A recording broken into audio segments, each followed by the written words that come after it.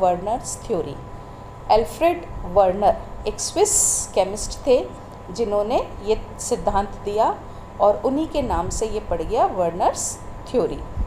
It was the first successful explanation, became famous as the coordination theory of complex compounds, also known as Werner's theory.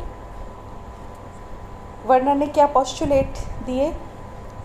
Werner ने कहा the central metal atom or ion, जो भी केंद्रीय धातु परमाणु होता है या आयन होता है in a coordination compound, it exhibits two types of valency. उसकी दो तरह की संयोजकताएं होती हैं।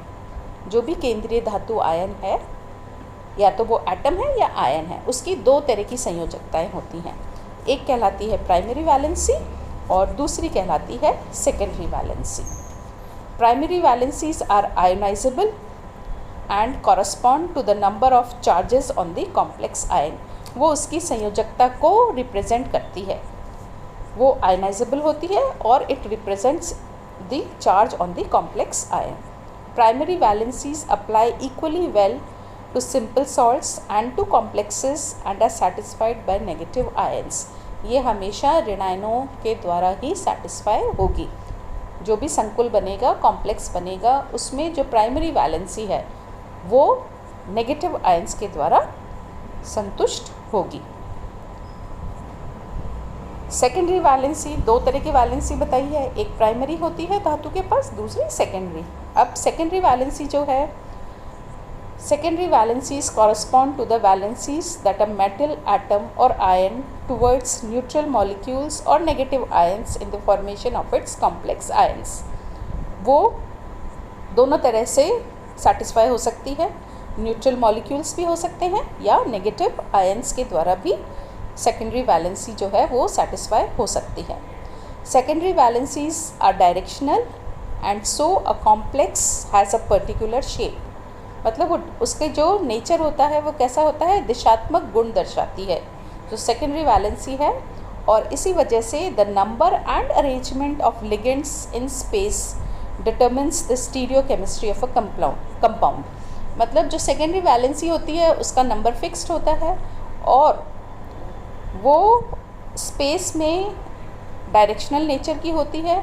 इस वजह से जो स्टीरियो केमिस्ट्री है, जो भी संकुल बन रहा है, उसकी एक फिक्स्ड स्टीरियो केमिस्ट्री होगी और स्पेस में किस तरह से लिगेंड्स जो है वो अरेंज होंगे वो एक फिक्स रेशो होगा।